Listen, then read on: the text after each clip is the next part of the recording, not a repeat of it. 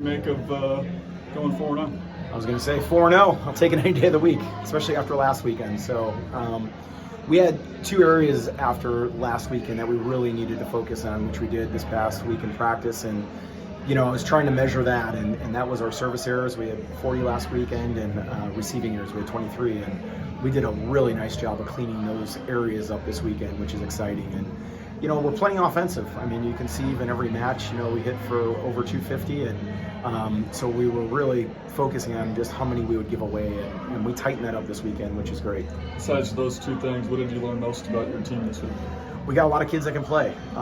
Even in the last match, everybody was in, and yesterday we had a match where everybody was in, and the kids that went in did a great job. And I think we're pretty deep in positions, which if they're not, for example, hitting for a high efficiency, next girl up, and we didn't miss a beat, which is great. So I'm really excited about that. And how does that help to have so many rotations in the early going before conference play? Just kind of learn depth and we'd like to settle in to a 6 kids kind of in a certain rotation. But the great thing is, if somebody's not feeling it or the matchup doesn't look good, we can switch gears, and I think that's going to be really tough for other teams to scout, for example. And then finally, where do you go from here? Well, we're going to take a break.